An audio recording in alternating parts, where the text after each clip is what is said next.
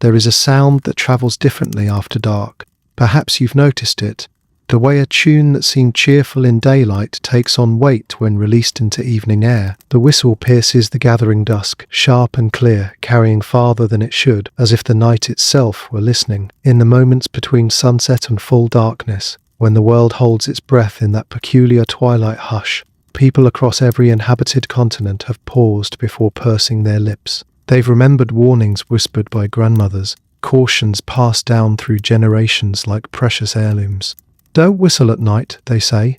And though the reasons vary, spirits, storms, creatures with glowing eyes, the certainty remains. Something about that sound, that simple human melody released into darkness, has troubled the human heart for thousands of years. What begins as breath and intention somehow becomes an invitation. But to what? And why have so many, separated by oceans and centuries, arrived at the same unspoken rule? But before that, comment which country you are watching from. The old ones say that sound behaves differently when the sun goes down. They speak of it matter-of-factly, the way one might mention that water flows downhill or that smoke rises. A simple truth about the world's nature. In the stillness that follows dusk, when the chatter of day has faded and the creatures of night have not yet begun their chorus, a whistle can travel for miles. It moves through cooling air with an urgency that seems almost purposeful, seeking out valleys and hollow places, announcing presence in a way that feels less like communication and more like challenge. In villages that once dotted the landscapes of every continent, before electricity painted the night in shades of artificial day, darkness was absolute. It pressed against windows and doorways like something with weight, something that could be felt. People learned to move quietly after sunset, to speak in hushed tones, to draw curtains, and gather close to whatever light they could muster. The night had rules, and those who ignored them did so at their peril. Among these rules, one appeared with remarkable consistency across cultures that had never known of each other's existence. From the indigenous peoples of North America to the fishermen of Japan, from the miners of Britain to the villagers of Mexico, a single instruction echoed, "Do not whistle after dark." The warning wasn't written in books, at least not at first. It lived in the moment when a child raised their lips to make a tune and a hand, gentle but firm, covered their mouth. It lived in the sharp intake of breath from an elder, in the sudden silence that fell over a room when someone forgot themselves and let a melody escape into evening air. The teaching happened in glances, in the tightening of shoulders, in stories told with careful words that never quite explained but always impressed upon the listener that this mattered, that this was serious, that the night was not the time for such sounds. Some said it was the pitch of the whistle itself, too similar to wind through hollow places, too much like the cries of certain birds whose presence foretold misfortune. Others claimed it was the act of making sound for no purpose, of breaking the natural quiet with something as frivolous as a tune. Still others whispered that whistling was a form of calling, and at night you could never be certain what might answer. Anthropologists who later studied these beliefs found themselves puzzled by their distribution. The superstition appeared in Japan and Korea, where night whistling was said to summon snakes or malevolent spirits. It manifested in the traditions of the Han Chinese, who feared inviting ghosts into their homes. The peoples of Hawaii warned that whistling would call forth the Huaka Po, the night marchers, spirits of ancient warriors whose procession no living soul should witness. In Mexico and the American Southwest, parents told children that whistling 3 times at midnight would attract La Lechuza, a witch who could transform into an enormous owl with the face of an old woman. Across the Atlantic, British miners refused to descend into the pits if they had heard the 7 whistlers the night before, mysterious birds or spirits whose calls foretold disaster. Sailors on every ocean knew better than to whistle aboard ship, lest they whistle up a storm that could send them to the depths. Turkish grandmothers warned that whistling would summon the devil himself, while Arab traditions spoke of attracting jinn or the dreaded shaitan. The indigenous Noongar people of southwestern Australia cautioned against drawing the attention of the Wara Werin, bad spirits that stirred in darkness. The Maori of New Zealand believed that if you whistled after midnight, the Kahua would whistle back, and no good could come from conversing with ghosts. In Appalachia, the warning was simple and direct. Night whistling invited evil spirits or the devil, who might be lurking nearby, waiting for just such an invitation. What united these disparate beliefs was not their specifics, but their certainty. Across thousands of miles and thousands of years, human communities independently decided that making this particular sound after dark was dangerous. The consistency suggests something deeper than mere coincidence. Perhaps a shared human experience of vulnerability in darkness. Perhaps ancient wisdom about the power of sound to attract attention. Perhaps something else entirely. For those who lived close to the land, who knew the night as more than an inconvenience to be banished with the flick of a switch, whistling after dark carried weight. It was understood that the hours between sunset and sunrise belonged to forces other than human ones, and to announce yourself with a clear carrying sound was to risk engagement with whatever walked abroad in those hours. The mystery was not in the prohibition itself, but in its persistence. Generation after generation, the warning was passed down. Children grew into adults who would, in their turn, cover the mouths of their own children when twilight fell and a thoughtless tune began to form. The belief lived not because anyone could prove its truth, but because somewhere in the collective memory of humanity, the night had earned respect, and whistling, bright, piercing, unmistakable, seemed too much like a dare. Before the cities learned to burn all night, darkness was a country unto itself. It had borders, the edges of firelight, the reach of a lantern, and beyond those borders lay territory that belonged to something other than human experience. To step outside after the sun had set was to enter a place where the familiar shapes of day became uncertain, where every sound demanded interpretation, where the imagination worked overtime trying to pass shadow from substance. In this world, the one our ancestors knew intimately, the night was not merely the absence of light, it was presence. Anthropologists studying the origins of the whistling taboo often point to practical considerations. Sound, they note, travels farther at night when the air cools and settles. What might be heard only a few hundred yards away during the bustle of day could carry for miles across still darkness. In an age before law enforcement, before locked doors were common, before communities had ways of quickly summoning help, making loud noises after dark could indeed attract unwanted attention, human predators, dangerous animals, anyone or anything that might be listening. But those who lived with the superstition knew it was more than practicality. There was a quality to night whistling that felt transgressive in ways that went beyond mere safety. It broke an unspoken covenant with the darkness, a mutual agreement that the night would be left undisturbed and humans would, in turn, be allowed to shelter safely until dawn. In the villages of medieval Japan, farmers returning home at dusk would fall silent as the last light faded. The belief ran deep that whistling after dark attracted snakes, not ordinary snakes, but supernatural ones that could transform into yokai, spirits that glided through bamboo forests drawn by the eerie sound. Some tales told of serpents that could take human form to lure the unwary to their doom. For these rural communities, where daily life meant intimate proximity to the natural world and its dangers, the distinction between practical wisdom and spiritual caution blurred into a single guiding principle: respect what you cannot see. The Japanese word for the superstition captured something essential about its nature. It wasn't framed as a rule, but as a kind of cosmic etiquette, a way of moving through the world that acknowledged forces beyond human control. To whistle at night was not merely dangerous. It was rude, presumptuous, an act that suggested you had forgotten your place in the larger order of things. Across the sea in Korea, the warning took similar shape. Grandmothers would tell children that night whistling summoned ghosts and snakes, their voices dropping to whispers as if the spirits might be listening even then. The belief was particularly strong in rural areas, where darkness still held sway, and where the old ways had not yet been entirely displaced by modernity's bright lights and rational explanations. In China, the superstition wove itself into the fabric of family life. Parents taught their children that whistling at night invited ghosts into the home, not the honoured ancestors who deserved respect and offerings, but wandering spirits, lost souls seeking entry wherever they could find it. Some practitioners of Chinese mysticism believed that skilled yogis could summon supernatural beings, wild animals, even weather phenomena with a whistle.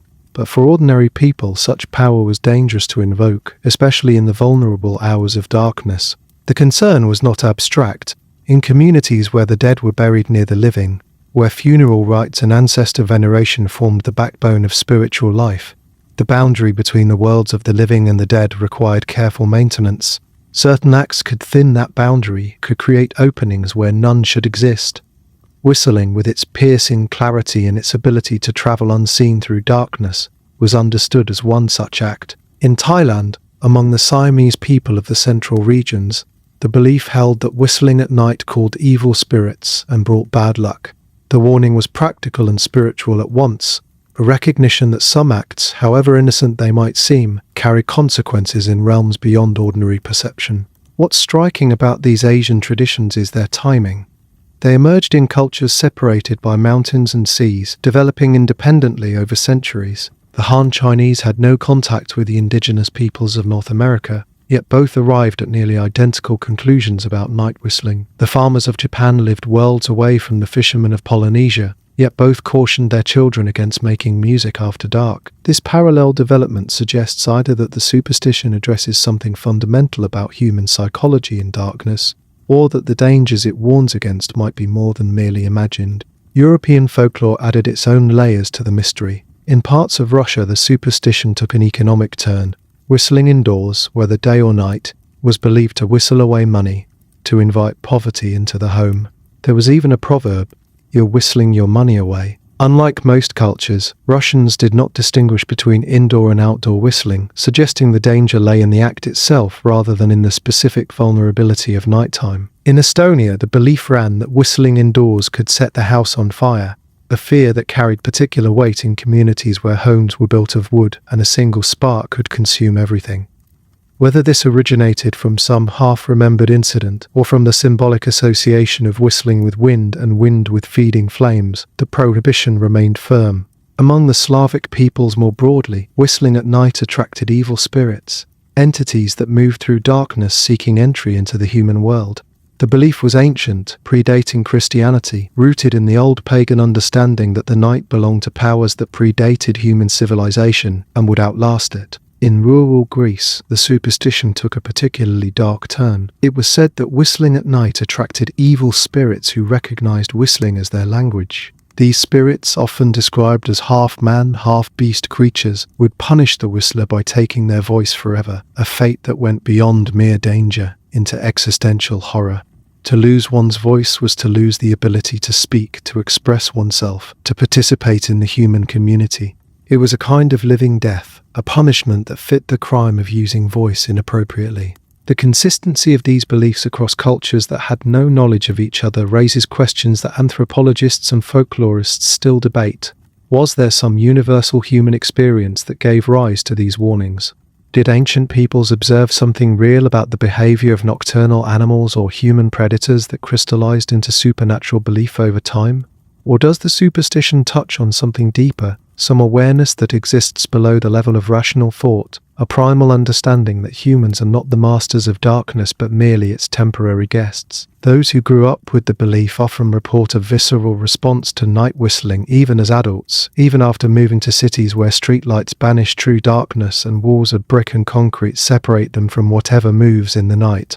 They describe an involuntary tensing of muscles, a prickling along the spine, an urge to silence the sound and glance over their shoulder into shadows. The prohibition, once learned, seems to settle into the body itself, becoming something felt rather than merely known. In the cold, dark valleys of 19th century England, men listened to the night with an intensity born of necessity. The miners of Bedworth, of Warwickshire, of Leicestershire and Worcestershire, these men who descended each day into the earth's depths, who knew darkness in ways that surface dwellers could scarcely imagine.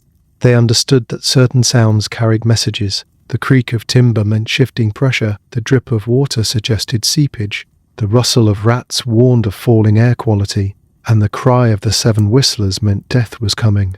On the night of September 20th, 1874, the sounds were heard across the Bedworth collieries.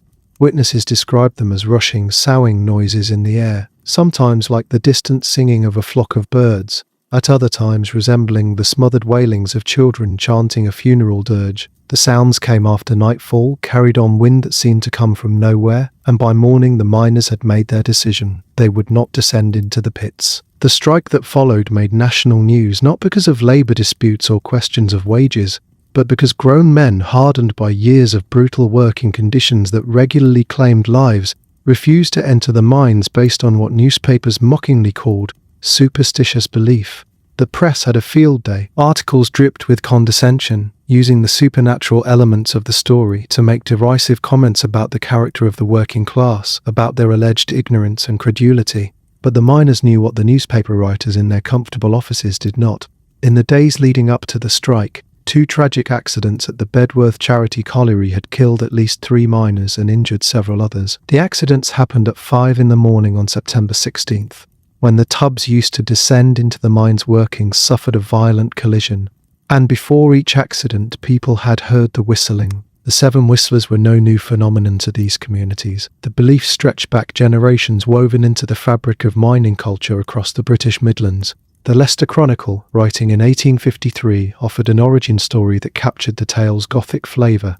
7 colliers intoxicated on a Sunday proposed to whistle for a wager as darkness fell. A whirlwind carried them up into the clouds, and now, at the return of darkness, their fearful employment was to fly from place to place where fatal accidents were impending, warning survivors in premonitory strains of dismal melody to avoid their own terrific and never-dying destiny. Other versions identified the whistlers differently. Some said they were 7 mysterious birds, curlews or whimbrels, wading birds whose haunting calls could indeed sound eerily human in the darkness. Fishermen recognized the cries as those of these birds, yet dreaded them nonetheless. An old Folkestone fisherman recounted hearing them one dark winter night. "They come over our heads all of a sudden, singing, 'We, you,' and the men in the boat wanted to go back. It came on to rain and blow soon afterwards, and was an awful night, sir, and sure enough before morning a boat was upset, and 7 poor fellows drowned. I know what makes the noise, sir. It's them long-billed curlews, but I never likes to hear them." This testimony captures something essential about the superstition's nature. The fisherman knew the rational explanation, wading birds in migration, yet the knowledge did nothing to dispel his dread. The knowing and the fearing existed simultaneously without contradiction. The sounds were birds and they were omens, both truths holding equal weight. In some traditions, the 7 whistlers were said to be the spirits of the dead themselves, particularly those who had been miners or fishermen in life, returning to warn their comrades of danger. When the whistling was heard, workers were to stop immediately and go home. To continue would mean lives would be lost. The spirits were not malevolent but protective, tragic figures bound to an eternal vigil, forever watching over those who followed the same dangerous paths they once walked. The number 7 held significance in British folklore and in Christian tradition alike. In one variation from Leicestershire, the whistlers were colliers who got drunk on a Sunday and agreed to whistle after dark for a bet. Their punishment for this dual transgression, drinking to excess and whistling on the Sabbath, compounded by doing so after sunset, was to be carried into the clouds by a whirlwind and condemned to fly as swifts forever. Some said they were searching for an 8th whistler, and when all 8 finally gathered, the world would end. In other accounts, the 7 whistlers were connected to Gabriel hounds, spectral dogs whose howling portended death, though the whistlers were considered separate entities, not hellhounds but harbingers, messengers that stood between the worlds of living and dead. The Leeds Times reported similar narratives from Portugal, where the 7 whistlers were described as terrible but mysterious beings, thought to be the ghosts of unbaptized children, their souls forever wandering, unable to find rest. The superstition was not confined to miners. Railway navvies feared the whistling. Sailors reported hearing it at sea, where it presaged storms or disaster. The belief crossed occupational boundaries, suggesting it addressed something deeper than the specific dangers of any single trade. It spoke to the human condition more broadly, the constant awareness of mortality, the search for signs that might offer warning, the hope that death did not come entirely without notice. William Wordsworth captured the fear in verse, writing of one who "the 7 birds hath seen that never part, seen the 7 whistlers in their nightly rounds, and counted them." Edmund Spenser, centuries earlier, had made reference to the whistler shrill that whoso hears doth die. The literary tradition acknowledged what the folk belief maintained. There were sounds in the night that carried weight, that meant something beyond their mere acoustic properties. What the newspapers dismissed as ignorance, the miners understood as wisdom. They had seen too many men die in the darkness below ground, crushed by falls, drowned by sudden floods, choked by bad air or consumed by fire. They knew that danger often announced itself in subtle ways, a change in the sound of dripping water, an unusual smell, a feeling in the air. Why should the approach of death not also have its signals? And if those signals came in the form of mysterious birds whose cries resembled whistling, who were the comfortable observers to say those signals meant nothing? The strike at Bedworth was ultimately resolved. The miners returned to work, and the accident stopped, at least for a time. But the belief in the seven whistlers persisted. It lived in the way miners would pause and listen when curlews flew overhead at dusk.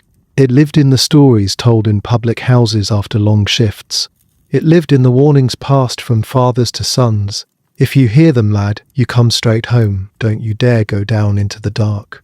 In the British folk tradition, whistling at night carried particular resonance because of these seven whistlers. To whistle after sunset was not merely to risk attracting their attention, it was to participate in their phenomenon, to add one's own voice to their chorus of warning. Some feared that whistling might confuse the count, that a human whistler might inadvertently become the eighth, the one whose joining would herald the world's end. The superstition endured long after electric lights began to illuminate the mine shafts, long after safety regulations reduced the terrible toll of industrial accidents. Even today, in the former mining communities of the Midlands, older residents remember being told not to whistle at night. They may laugh about it now, may acknowledge it as old-fashioned thinking, but if you watch closely, you'll notice that when dusk falls and they hear birdsong that might, just might, sound like distant whistling, they still pause, they still listen. They still remember that the night has always held mysteries that daylight cannot fully explain. Along the border between northern Mexico and the Rio Grande Valley of Texas, the nights carry a different kind of warning. Here, where desert meets scrubland and small towns huddle against vast darkness, people speak of La Lechuza in tones that mix reverence with fear. The name means simply owl, but there is nothing simple about the creature it describes. She is 7 feet tall with a wingspan of 15 feet, sometimes white as bone, sometimes black as the spaces between stars. And though she wears the form of an owl, those who have seen her swear that her face is human, the face of an old woman, twisted by rage or grief or something beyond either emotion. The legends of La Lechuza are many, and like all living folklore, they shift and change depending on who tells them and where the telling takes place. But certain elements remain constant across the variations. La Lechuza was once a woman, a healer, some say, curandera who practiced white magic. Others claim she was simply a woman who lived alone at the edge of a small town in the desert areas of northern Mexico, and her solitude made the townspeople suspicious. When a child went missing, as children sometimes did in those hard places where the wilderness pressed close, she was accused of witchcraft. In the version most commonly told, the villagers killed her for a crime she may or may not have committed. Her death was violent, born of fear and mob justice, the kind of communal murder that leaves stains on the land. But death was not her end. In some tellings, she made a deal with the devil to return as a shape-shifting creature, capable of taking vengeance on those who had wronged her. In others, the transformation was a curse that settled upon her in the moment of her death, her rage and pain so powerful that they twisted her spirit into something new and terrible. What she became was La Lechuza, a creature that could appear as a woman during the day, but transformed into an enormous owl at night. Some said her human body remained elsewhere when she flew, locked in a room, unconscious, while her spirit soared on wings of feathers and fury. Others maintained that the transformation was complete, that woman became bird and bird became woman, in a cycle as regular as sunset and sunrise. Her hunting methods were distinctive and deeply unsettling. She would perch in a hidden area near her intended victim and begin to whistle, not the cheerful whistle of someone walking alone, but a series of deliberate tones, often in groups of 3. The sound carried an almost supernatural compulsion. Those who heard it found themselves drawn to investigate, unable to resist the urge to locate the source of the noise. And that was when La Lechuza would strike, swooping down with talons extended to carry her prey away to whatever lair she called home. In some accounts, her whistling mimicked the cry of a newborn baby, a sound designed to exploit the deepest human instincts. A mother hearing what sounded like an infant in distress would rush outside, and La Lechuza would be waiting. The cruelty of this particular trick, using the protective impulse against the protector, spoke to something about the legend's origins in stories of wronged women, of maternal grief transformed into predatory vengeance. The warnings passed down through generations were specific and urgent. Do not whistle at night, particularly not 3 times at midnight, for whistling was how La Lechuza communicated with other witches, and to whistle was to invite her attention. If you heard whistling or the cry of a baby when no baby should be near, do not investigate. Stay inside, lock your doors, draw the curtains. Above all, do not look at La Lechuza's face for too long, for her gaze could freeze you with fear or drive her into a rage. Modern encounters with La Lechuza often involved automobiles. Travelers driving alone on deserted roads late at night reported seeing an enormous bird swoop down toward their cars, keeping pace with them even at highway speeds. Some said she would land on the hood or roof, her talons scraping metal, her face, that terrible human face, pressed against the windshield. Others described her flying alongside the vehicle, her wings beating with a rhythm that seemed designed to induce panic, to force the driver to swerve off the road. Protection against La Lechuza required specific measures. Salt was believed to be effective. Many people placed it on their windowsills at night, creating a barrier she could not cross. Some sources suggested that cursing at her would drive her away, though others warned that this might only make her angrier. So the wisdom of this approach remained contested. Tying a rope with 7 knots and hanging it on your door was said to offer protection, the knots serving as both acknowledgement and respect toward the Lechuza, a way of showing you understood what she was. Prayer was considered powerful, particularly the Magnificat, a prayer from the Gospel of St. Luke. But it had to be recited in Spanish, and some said it must be spoken backwards as well, a requirement that suggested the protection worked not through divine intervention alone, but through the proper manipulation of sacred language, through getting the formula exactly right. The legend took firm root in specific regions: Chihuahua, Coahuila, Durango, Nuevo León, and Tamaulipas in Mexico, and across the border in the Rio Grande Valley of Texas and parts of California. In the small town of Robstown, just outside Corpus Christi, La Lechuza merged with another local legend, that of El Pájaro Gigante de Robe, the giant bird of Robstown. In 1975, multiple witnesses reported seeing a massive bird swooping down at people walking along county roads at night. Estimates of its size varied wildly, from 2 feet tall to 6 feet or more, but the accounts agreed on its aggressive behavior and its uncanny ability to appear wherever people traveled alone after dark. What made the La Lechuza legend particularly enduring was its psychological sophistication. It served multiple functions simultaneously. For children, it was a cautionary tale about staying close to home after dark, about the dangers of wandering alone. For adults, particularly women, it carried echoes of domestic violence and community scapegoating, the story of a woman wronged returning to claim justice on her own terms. For communities struggling with loss, with children who disappeared and were never found, it provided an explanation, however terrible, for the unexplainable. The legend also acknowledged the genuine dangers of the border region, the isolation of rural areas, the risks of traveling alone, the very real threats posed by both human predators and the unforgiving landscape. By encoding these dangers in supernatural form, the legend made them discussable, teachable, memorable. A parent could warn a child about La Lechuza more effectively than they could explain the complex realities of human trafficking or the risks of desert exposure.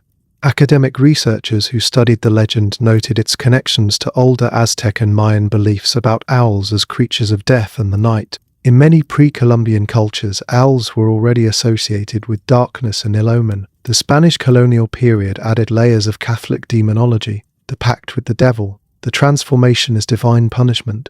The resulting legend was a hybrid, drawing power from multiple cultural streams. Those who claimed to have encountered La Lechuza spoke of experiences that stayed with them for life. One account described a family visiting relatives in Mexico, sleeping in a guest bedroom on the 2nd floor. The mother had left the sliding glass door to the balcony open to let in cool air. In the middle of the night, the family's Rottweiler, Rocky, began growling, a deep, sustained sound that raised every hair on the dog's back. Then came scratching at the glass, and a shape appeared in the doorway. The dog lunged, barking furiously, and the shape retreated. In the morning they found deep scratches on the balcony railing and what appeared to be feathers, far too large to come from any normal bird. Another witness described being awakened by the sound of woo-hoo-hoo outside their window. What disturbed them most was the quality of the sound. It didn't immediately register as a bird. It sounded like a person imitating a bird, the inflection just slightly wrong, the timing too deliberate. They didn't look. They closed their eyes and waited for dawn, and whatever had been outside eventually left. The legend's persistence in modern times, even in areas with electricity and paved roads and cell phone towers, suggests it addresses something that remains true regardless of technological advancement. The night still holds mysteries. People still vanish. grief and rage still transform those who experience them. And whistling after dark in those border towns where La Lechuza is said to hunt still carries a weight that no rational explanation can entirely dispel. Parents in these communities continue to tell their children about La Lechuza, not always because they believe literally in a 7-foot owl with a woman's face, but because the legend encodes genuine wisdom about respect for the dark, about the importance of community, about staying alert to danger. And if the story also keeps children from whistling after sunset, from wandering too far from home when shadows grow long, then perhaps the legend serves its purpose regardless of whether the creature it describes has ever existed outside the realm of human imagination and fear. In the islands where volcanic stone meets endless ocean, there are paths that belong to the dead. They wind through valleys thick with tea plants, along coastal roads where waves crash against black rock, past Hayar, ancient temple sites where the veil between worlds grows thin. These paths have been walked for centuries, first by living warriors in service to their alii, their sacred chiefs, and now by spirits who continue their eternal march. The Hawaiians call them Huakai Po, the night marchers, and those who know the old ways speak of them with a respect that borders on reverence and edges into fear. The legends say that on certain nights, particularly during the last 4 phases of the Hawaiian moon, as darkness grows toward its fullest expression, the spirits of ancient warriors rise. Some come from their burial sites, sacred places where the bones of chiefs were hidden to prevent desecration. Others emerge from the ocean itself, walking up from depths where no living human can follow. They gather in formation, these ghostly processions, warriors dressed for battle in the regalia of ages past, carrying spears and clubs, their ranks ordered according to the hierarchies they maintained in life. You hear them before you see them. The sound of pahu drums echoes across the landscape, a rhythm that seems to come from the earth itself. Then the blowing of conch shells, the poo, announcing their approach with tones that carry for miles. The warriors chant as they march, their oli rising and falling, the same words repeated over and over. Songs of battle, songs of loyalty, songs whose meanings have been passed down through generations but whose full significance remains known only to those with the deepest knowledge of Hawaiian tradition. And then come the torches. From a distance they might be mistaken for a parade, for some modern celebration, but as they draw closer, the wrongness becomes apparent. The torches burn with a light that seems too bright, too pure, as if fueled by something other than oil or wood. The largest torches are carried at specific positions, one at the front, one at the back, 3 within the group. 5 is a sacred number in Hawaiian mythology, and the torches' arrangement reflects this ancient significance. Those who have witnessed the night marches describe a quality to their movement that defies natural law. Their feet do not touch the ground. They march suspended inches above the earth, gliding rather than walking, leaving no footprints, no trace of their passage. Some witnesses claim to have seen the processions walk across water as easily as land, the laws of physics bending to accommodate the sovereignty of these spirits who acknowledge no authority but that of their sacred chiefs. The alii themselves march within the formation, protected by warriors whose bond of service transcends death.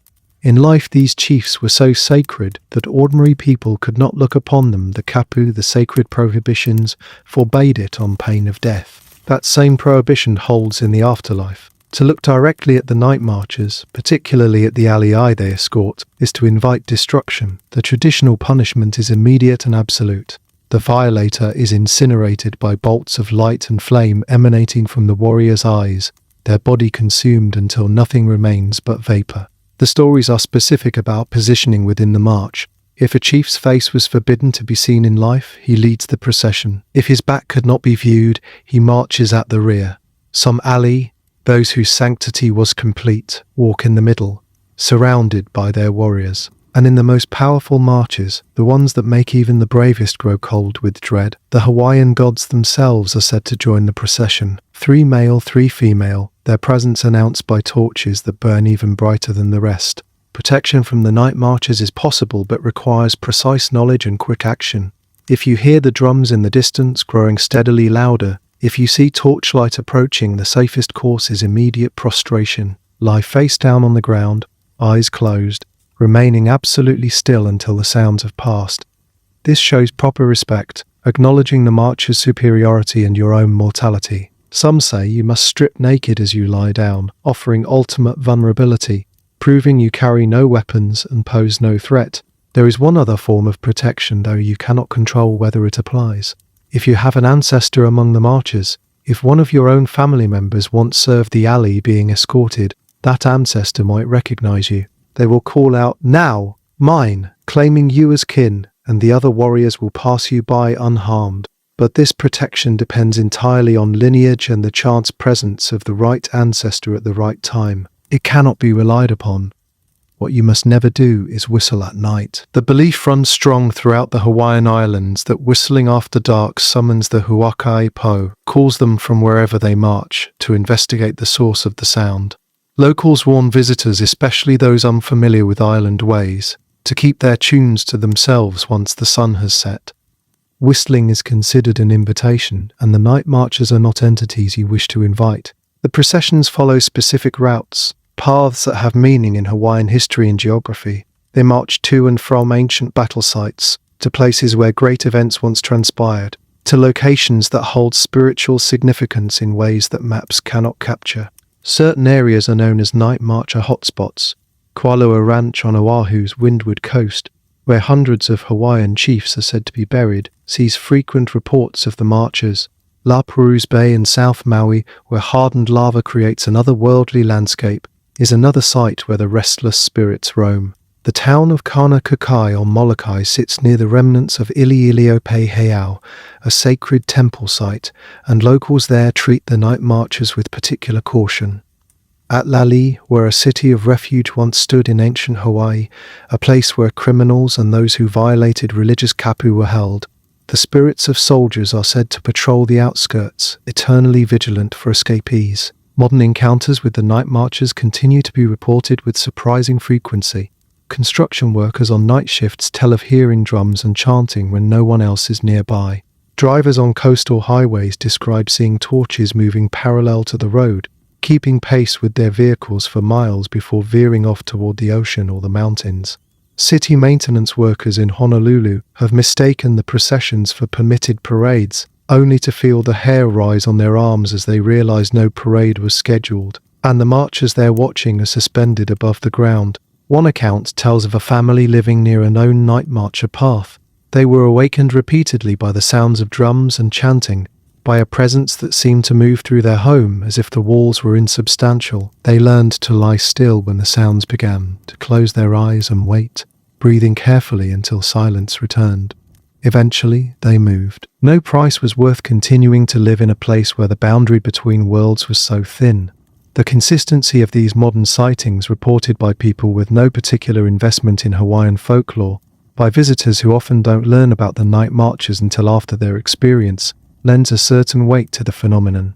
Skeptics point to a misidentification of natural events, torchlight fishing expeditions, reflections, the power of suggestion, but those who have witnessed the marchers describe experiences that resist such simple explanations. They speak of the wrongness they felt, the way the air itself seemed to thicken, the certainty that what they were seeing existed in some realm adjacent to normal reality. The night marchers represent more than mere ghost stories in Hawaiian culture. They are a living connection to the island's history, to a time before colonization, before the kapu system was officially abolished, before the old ways began their long transformation under the pressure of Western influence. The marchers embody continuity, the idea that the obligations of service, the bonds between alii and warrior, the sacredness of certain places and certain people, all continue beyond death. They are also a reminder of sovereignty. The night marchers answer to no authority but their own. They march where they will, when they will, acknowledging no human jurisdiction.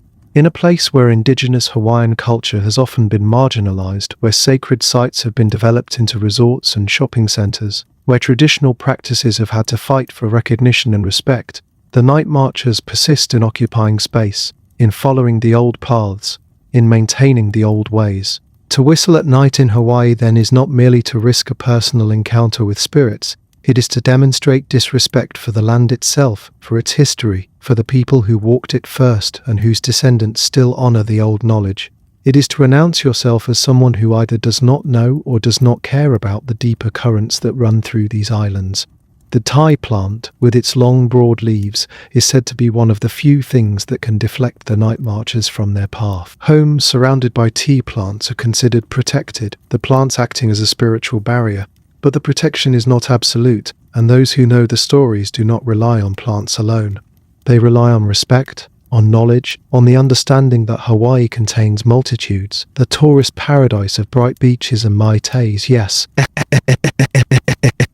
but also the ancient realm of gods and chiefs and warriors whose march has not yet ended.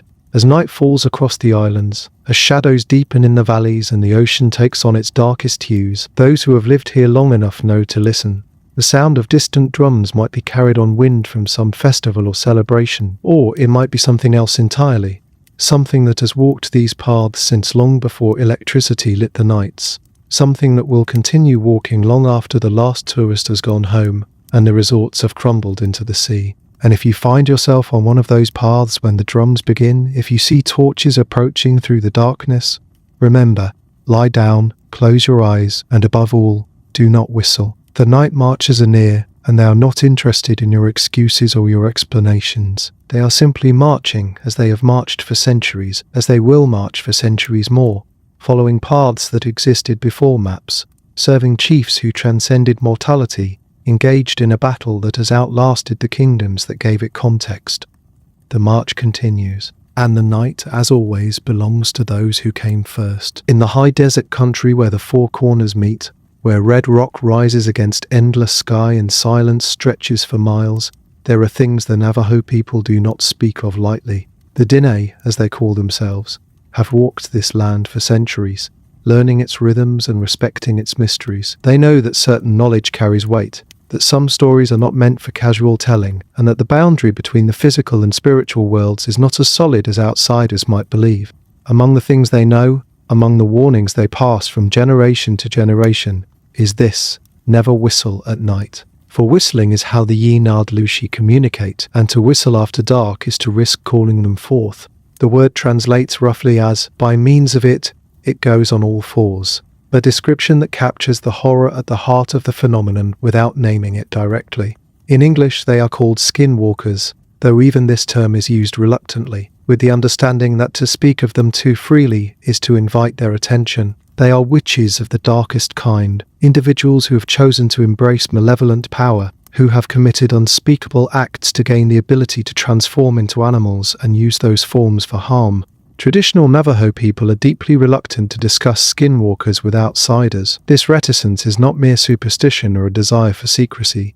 It is a form of spiritual protection, an acknowledgement that some knowledge is dangerous when removed from its proper cultural context. As one Native American academic has explained, when these stories are shared carelessly, Indigenous people become subject to barrages of questions about beliefs and traditions that are not things that need or should be discussed by outsiders. The beliefs belong to the communities that hold them, and the power of those beliefs, whether literal or symbolic, requires respect. What can be said is this: the Navajo tradition holds that to become a skinwalker, an individual must commit a deeply malevolent act, typically the murder of a close family member, often a sibling. This horrific initiation grants supernatural powers, the ability to shapeshift into animals, to possess others, to move with impossible speed, to cause harm through methods both physical and spiritual. The skinwalker wears the hide of the animal they transform into, hence the name, and in that form becomes something that is neither fully human nor fully beast. The animals most commonly associated with skinwalkers are coyotes, wolves, foxes, cougars, dogs, and bears, though accounts suggest they can take any animal form. In these shapes they are said to move faster than any natural creature, to leap impossible distances, to leave tracks that are wrong somehow, too large, too widely spaced, showing anatomical features that do not match the supposed animal. Those who encounter them often report that the creature's eyes are wrong, too intelligent, too aware, containing a malicious understanding that no animal should possess. More disturbing are accounts of skinwalkers mimicking human voices. They will call out in the darkness using the voice of a loved one, trying to lure victims away from safety. They will whistle in patterns that sound almost but not quite human, creating a dissonance that triggers instinctive dread. And they are said to respond to whistling, to use it as a form of communication among themselves. which is why the prohibition against night whistling carries such urgency in Navajo territory. The warning extends throughout indigenous communities across North America, though the specific entities feared vary by culture. Among the Blackfoot and Lakota peoples, similar prohibitions exist. One testimony from a woman of both Blackfoot and Lakota heritage describes a childhood experience at her grandparents' house on the Blood Reserve in Canada. She and her cousin heard whistling in the distance at night and, not knowing better, whistled back. The entity responded and they engaged in what seemed like a game, creating patterns with their whistling while the other presents drew closer and closer. They left the window open and went to the kitchen, and moments later heard violent banging in the bedroom they'd just left, the door swinging wildly back and forth. When they investigated, the window was still open, but their cat stood on the sill looking down, and whatever had been approaching was gone. The experience left an impression that lasted into adulthood. The woman, now in her 40s, says she does not whistle at night because she was told it calls the spirits. The incident gave concrete form to the abstract warning, transformed a rule into a lived reality that needed no further explanation.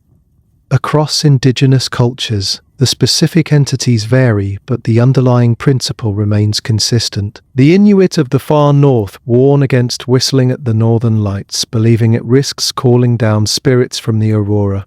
In some traditions, these spirits might answer with their own whistling, or they might simply come, and either outcome is to be avoided. The lights themselves are sacred, a manifestation of forces beyond human control, and to deliberately attract their attention through whistling is considered dangerous hubris. Among the Cree and other woodland peoples, stories tell of the Wendigo, a different kind of malevolent spirit associated with winter, isolation, and insatiable hunger. While the Wendigo is distinct from the Skinwalker tradition, the warnings share common elements. Do not venture out alone. Do not make unnecessary noise in the darkness. Do not do anything that might attract the attention of entities that exist in the spaces between human understanding. The indigenous Noongar people of southwestern Australia, half a world away from the Americas, developed remarkably similar beliefs. They warn against whistling at night because it attracts the attention of Warrawirin, bad spirits that move through darkness bringing trouble. The parallel development of this belief across cultures with no historical connection suggests either universal human psychology at work or the possibility that the night genuinely holds dangers that disparate peoples have all independently recognized. What makes these indigenous warnings particularly compelling is their integration into broader systems of knowledge about the natural and spiritual worlds. These are not isolated superstitions, but parts of comprehensive worldviews that have sustained communities for thousands of years. The prohibition against night whistling sits alongside knowledge of weather patterns, animal behavior, plant medicine, and social organization, all forming a complete understanding of how to live successfully in challenging environments. Modern accounts of skinwalker encounters continue to emerge, particularly from the Four Corners region where Arizona, New Mexico, Colorado, and Utah meet. These stories proliferate on social media platforms, where users share experiences that follow disturbing patterns. They describe hearing whistling in remote areas, seeing animals that move wrong or have wrong eyes, feeling watched by presences they cannot identify, experiencing electronic equipment failures, or encountering creatures that seem to shift form at the edges of perception. Skeptics attribute these accounts to misidentification of wildlife, the power of cultural suggestion, sleep paralysis, or deliberate fabrication, and certainly some percentage of reports likely fall into these categories, but the sheer volume and consistency of the accounts, particularly those from people raised within indigenous communities who understand the cultural context, merit attention. These individuals describe experiences that align with traditional teachings, encounters that reinforce rather than contradict the warnings they received as children. One truck driver reported passing through Utah late at night and seeing what appeared to be a coyote standing on its hind legs beside the road. Thinking he was hallucinating from exhaustion, he continued driving, only to realize the creature was keeping pace with his vehicle. Its face seemed to shift between animal and human features.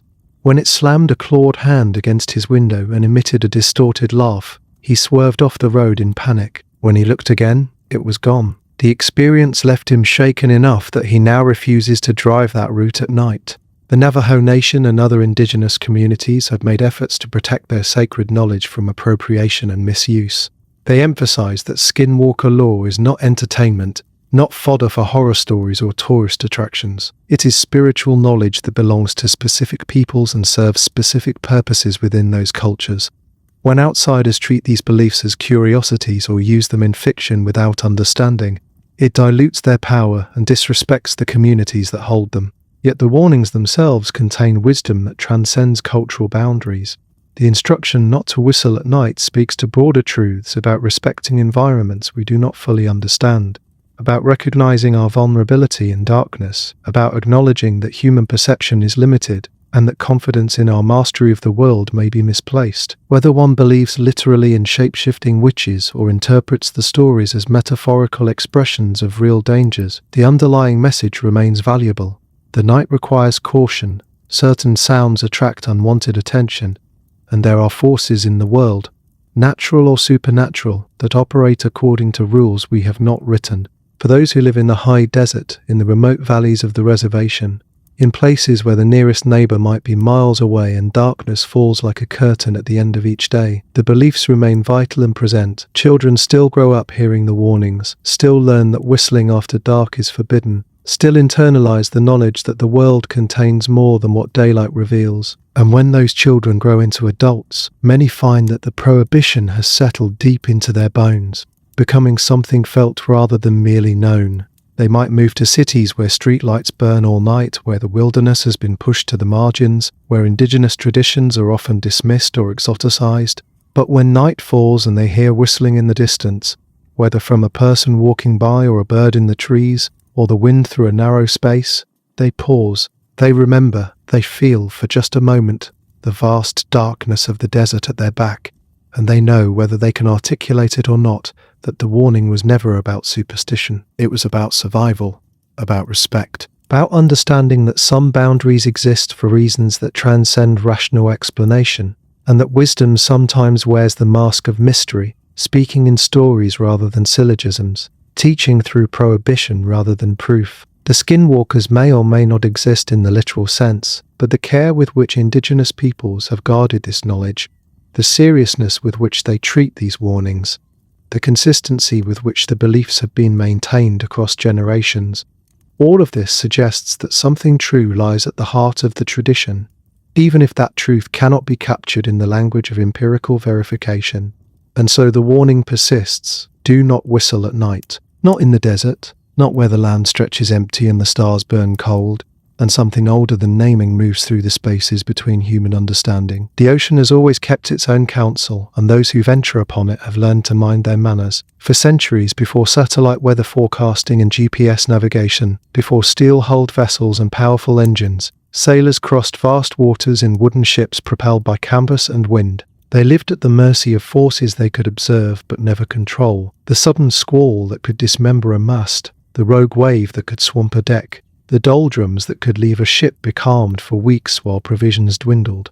In this world of perpetual uncertainty, where the difference between safe harbour and a watery grave might hinge on the direction of a breeze, superstitions flourished not as quaint curiosities but as earnest attempts to maintain whatever fragile control sailors could exercise over their fates. Among the most widespread and enduring of maritime superstitions was the absolute prohibition against whistling aboard ship. The belief ran deep. To whistle was to whistle up a wind, to challenge the very forces that governed survival at sea.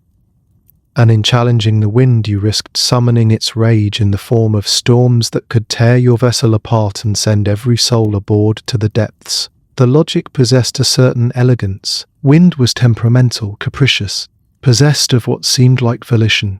It could aid or destroy with equal indifference. To whistle, to make a sound reminiscent of wind itself, was to mock it, to suggest you could imitate or control it. The wind, recognizing this presumption, would respond with fury.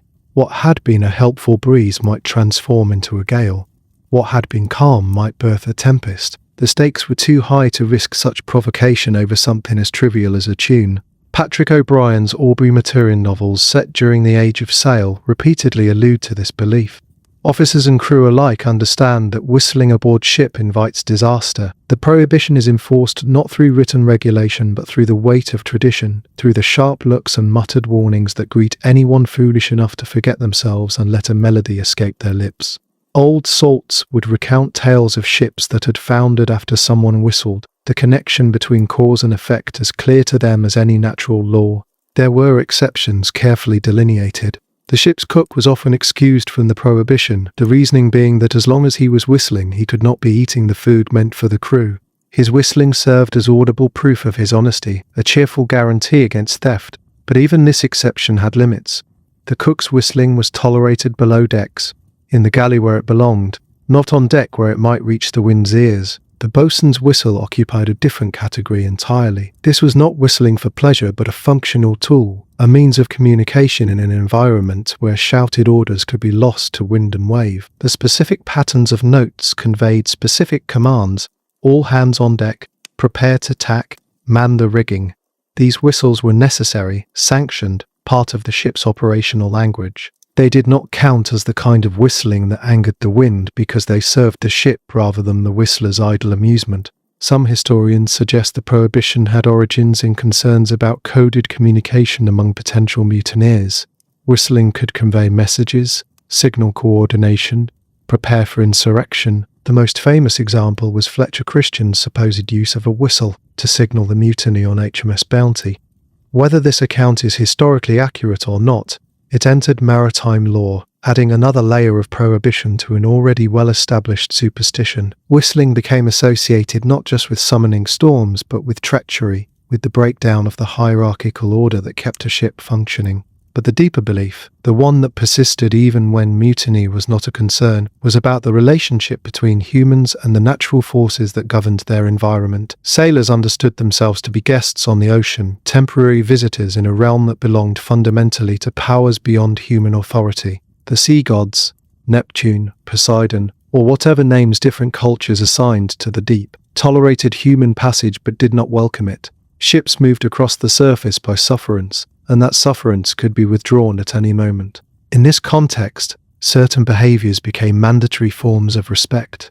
You did not speak ill of the sea. You made offerings, libations poured over the side, coins tossed into waves, rituals performed at specific points of passage. You observed taboos about forbidden words, about certain days of the week, about who and what could be brought aboard, and you did not whistle. Because to whistle was to demonstrate a casualness, a lack of proper gravity, an insufficient appreciation for the precariousness of your position. Finnish maritime folklore contributed its own variation, speaking of wizards who could make wind and sold ropes with knots tied in them. Open one knot and mild wind would come. Open the second and strong winds would blow. Open the third, and a full gale would crash upon the ship. The sailors who purchased these ropes walked a delicate line. They needed wind to make progress.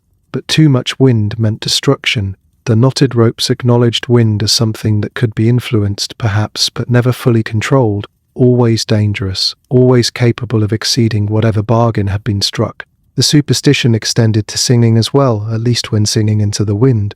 The distinction mattered. Sea shanties sung during work, coordinated songs that helped crews maintain rhythm, while hauling lines or turning the capstan.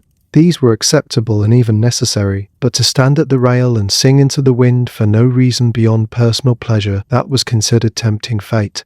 You were addressing the wind directly, challenging it to respond, and the response might not be one you wish to receive. British Royal Navy regulations contributed to the whistling taboo in more mundane ways. Idle whistling was forbidden to avoid confusion with the boatswain's calls. When every whistle pattern had operational meaning, random whistling could create dangerous misunderstandings, crew members responding to signals that were never given, rushing to positions for emergencies that did not exist. The regulation had a practical foundation, but it merged seamlessly with the older superstition, each reinforcing the other until they became indistinguishable. Theatrical tradition borrowed the maritime prohibition, creating its own taboo against whistling backstage or in the theatre. Some claim this originated from theatres employing out-of-work sailors to manage ropes and rigging in the fly floors above the stage. These men used whistles to coordinate scene changes, just as they had used them aboard ship.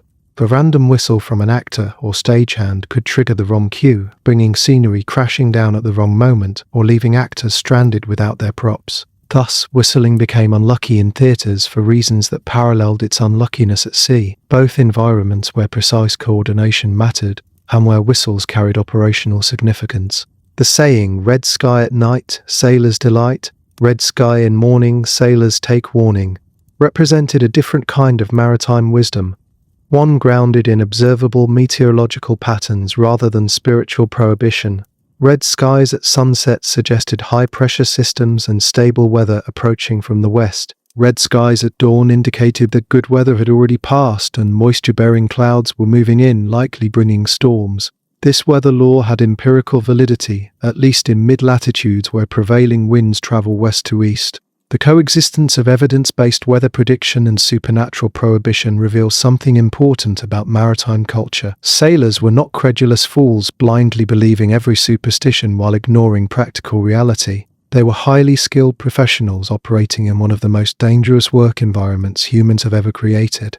They understood weather, navigation, ship handling, and ocean currents with sophistication born of necessity. And within that sophisticated understanding, they made room for beliefs that addressed the limits of their knowledge, the aspects of their work that resisted rational mastery. You could study clouds and predict approaching storms with reasonable accuracy. You could not control whether those storms would arrive, how severe they would be, whether your ship would survive them. You could navigate by stars and compass, plot courses with mathematical precision. You could not guarantee safe passage. Reefs appeared where charts showed open water. Currents pushed vessels off course. Fog descended without warning. In the face of these uncertainties, superstitions offered a measure of psychological protection. If you followed the rules, if you did not whistle, did not bring forbidden items aboard, observed proper rituals, you had done what you could. If disaster came anyway, at least it was not because you had failed to show proper respect. The psychological function of the prohibition should not be dismissed as mere irrationality. Humans need to feel some degree of control over their environments, especially in situations where they are acutely vulnerable. Superstitions provide that sense of control even when actual control is minimal or absent. They transform a terrifying randomness into a comprehensible system. Follow these rules and you will be protected. Break them and you invite disaster. The rules might not actually work, but believing in them makes the unbearable uncertainty of ocean travel slightly more bearable. Modern sailors, operating vessels with engines and radios and weather radar, have largely abandoned the whistling prohibition, yet traces remain. Some older mariners still feel uncomfortable whistling aboard ship, still remember warnings from their own training days. Sailing communities that maintain traditional practices sometimes preserve the old superstitions as cultural touchstones, ways of maintaining connection to maritime heritage. And occasionally, when conditions turn unexpectedly bad, when the weather forecast proves catastrophically wrong, when the ocean demonstrates that for all our technology we remain vulnerable to its power, someone will remember that a crew member was whistling earlier that day, and the old belief will surface, unwelcome but persistent, suggesting that perhaps the ancients knew something that satellites and computers have failed to capture. The sea remains mysterious despite all our instruments and analysis. People still die on it with surprising regularity. Ships still sink, crews still vanish. The ocean still occasionally reminds us that it operates according to principles that exceed our understanding. And in those moments, the old prohibitions make a certain kind of sense. Not because whistling literally summons storms, but because the superstition encoded a truth about humility, about respect, about recognizing that we do not master the natural world but merely negotiate temporary passage through it. To whistle at sea was to forget that truth, to act as if you were in control when you were not, to demonstrate a casualness that the ocean might take as an insult. Better to remain quiet, to move with proper caution, to acknowledge through your behavior that you understood the terms of your presence in this alien environment. Better to show respect than to test whether the old warnings were right. Because if they were right, the cost of being wrong was more than any rational person should be willing to pay. In the hours between twilight and dawn, when the world exists in shades of shadow, the warnings persist. They echo in grandmothers' voices across kitchen tables, in stories shared among friends when conversation turns to childhood fears, in the sudden sharp intake of breath when someone forgets themselves and lets a tune escape their lips after dark. The prohibition against whistling at night has survived centuries of technological advancement, generations of scientific explanation. The transition from rural communities where darkness was absolute to urban centers where artificial light banishes true night. It survives because it touches something that rationality cannot quite reach, something that lives below the level of conscious thought.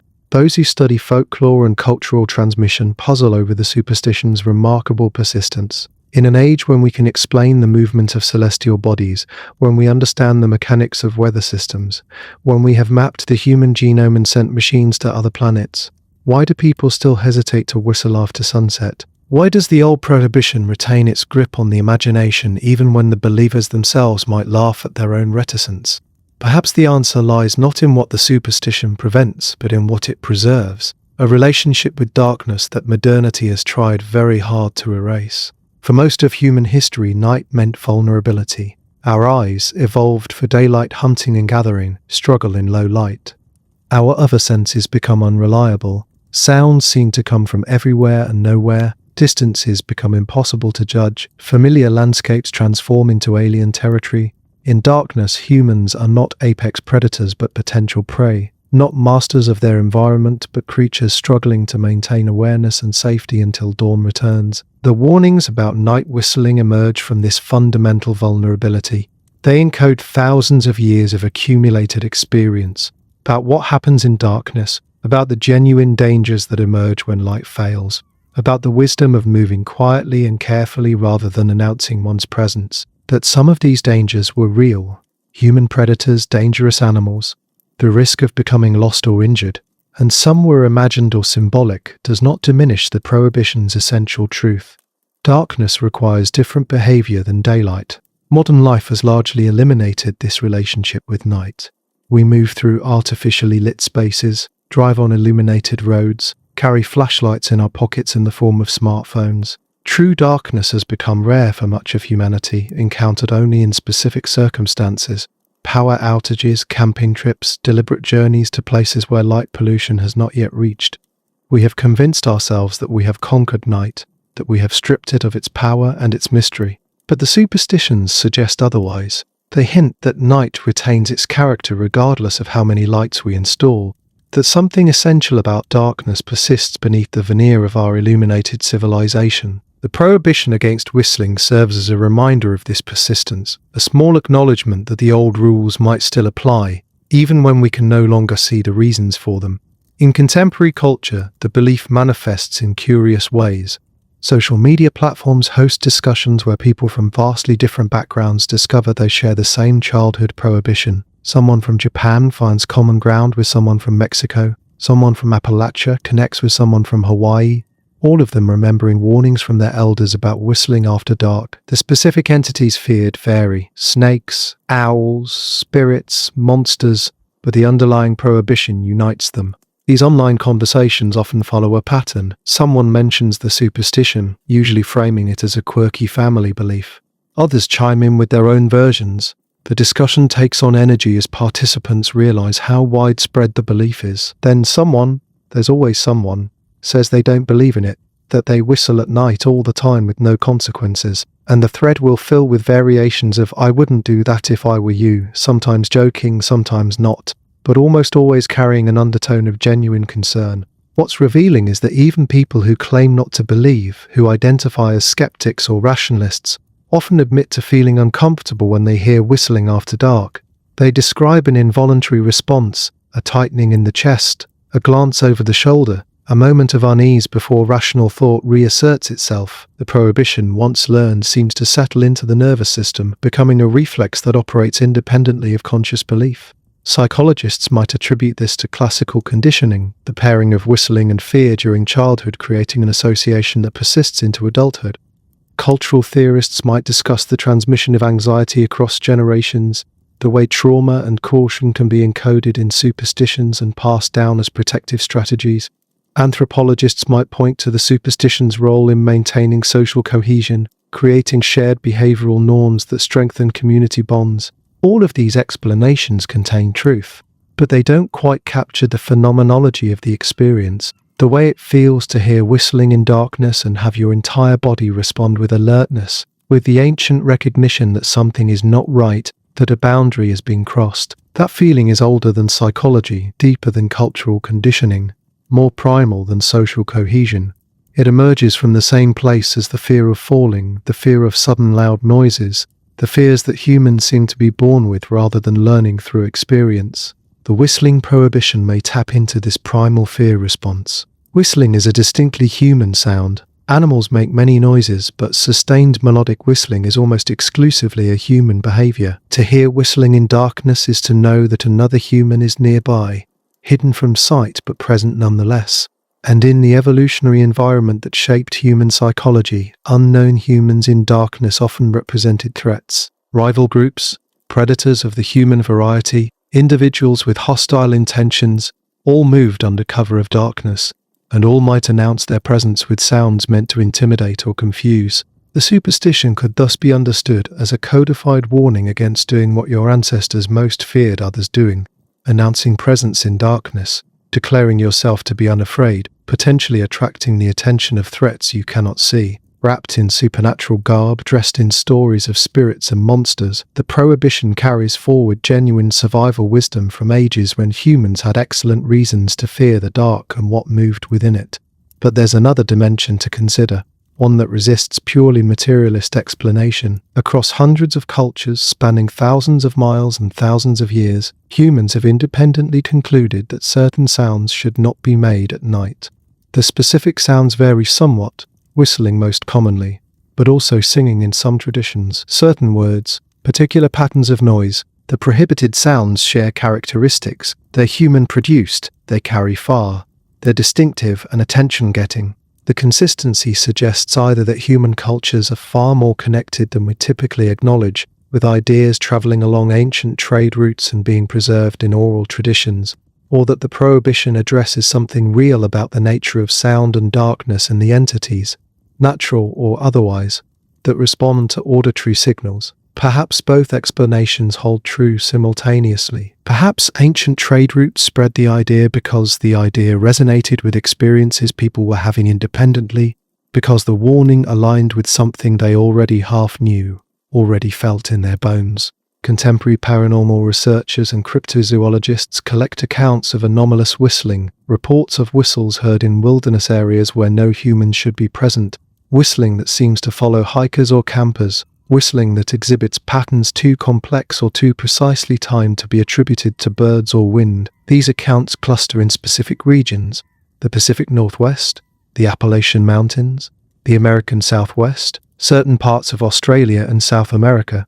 The witnesses often describe feeling watched, feeling that the whistling is a form of communication or possibly mimicry, feeling that responding would be a terrible mistake. Skeptics dismiss these accounts as misidentification of animal sounds, auditory pareidolia, the tendency to perceive patterns in random noise, or fabrications, and certainly many reports likely fall into these categories. But the sheer volume of accounts, the consistency of the emotional responses described, the way they align with traditional warnings from indigenous cultures in the same regions, raises questions that simple dismissal does not fully answer.